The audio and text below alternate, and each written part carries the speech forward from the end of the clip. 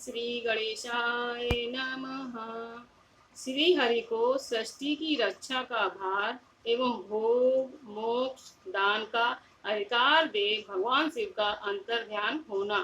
परमेश्वर शिव बोले, उत्तम व्रत का पालन करने वाले हरे, अब तुम मेरी दूसरी आज्ञा सुनो। उसका पालन करने से तुम सदा समस्त लोकों में माननीय और पूजनीय बने रहोगे। ब्रह्मा जी के द्वारा रचे गए लोक में जब कोई दुख या संकट उत्पन्न हो, तब तुम उन संपूर्ण दुखों का नाश करने के लिए सदा तत्पर रहना। तुम्हारे संपूर्ण दुस्सह कार्यों में मैं तुम्हारी सहायता करूंगा। तुम्हारे जो दुर्जय और अत्यंत उत्कट शत्रु होंगे, उन सबको मैं मार गिराऊंगा। हरे, तुम नाना प्रकार के अवतार धारण करके लोक में अपनी उत्तम कीर्ति का विस्तार करो और सबके उद्धार के लिए तत्पर रहो।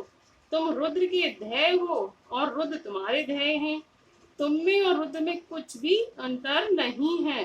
जो मनुष्य रुद्र का भक्त होकर तुम्हारी निंदा करेगा, उसका सारा पुण्य तत्काल भस्म हो जाएगा। पुरुषोत्तम विष्णु, तुमसे द्वेष करने के कारण मेरी आज्ञा से उसको नरक में गिरना पड़ेगा। यह बात सत्य है, इसमें संशय नहीं।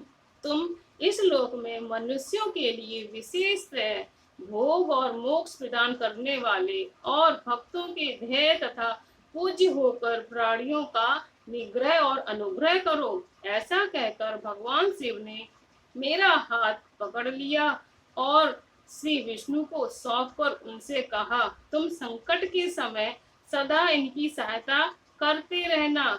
सबके अध्यक्ष होकर सभी को भोग और मोक्ष प्रदान करना तथा सर्वदा समस्त कामनाओं का साधक एवं सर्वश्रेष्ठ बने रहना।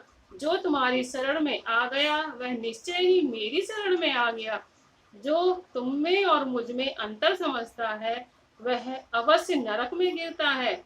ब्रह्मा जी कहते हैं, देव ऋषि, भगवान शिव का यह वचन सुनकर मेरे साथ भगवान विष्णु ने सबको वश में करने वाले विश्वनाथ को प्रणाम करके मंद स्वर में कहा।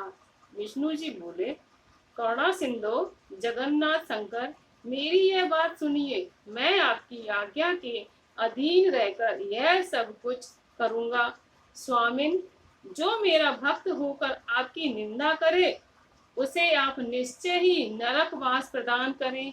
नाथ, जो आपका भक्त है वह मुझे अत्यंत प्रिय है। जो वैसा जानता है उसके लिए मोक्ष दुर्लभ नहीं है। श्री हरि का यह कथन सुनकर दुखहारी हर ने उनकी बात का अनुमोदन किया और नाना प्रकार के धर्मों का उपदेश देकर हम दोनों के हित की इच्छा से हमें अनेक प्रकार के वर दिए। इसके बाद भक्त वत्सल भगवान शंभु कृपा पूर्वक हमारी ओर देखकर हम दोनों के देखते ही देखते सहसा वहां से अंतर्ध्यान हो गए। तभी से इस लोक में लिंग पूजा का विधान चालू हुआ है। लिंग में प्रतिष्ठित भगवान शिव भोग और मोक्ष देने वाले हैं। शिवलिंग की जो वेदी या अर्घा है वह महादेवी का स्वरूप है और लिंग साक्षात महाशिव लय का अधिष्ठान होने के कारण भगवान शिव को लिंग कहा गया है, क्योंकि उन्हीं में निखिल जगत का लय होता है।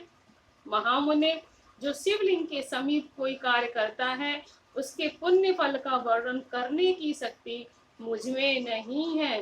ओम।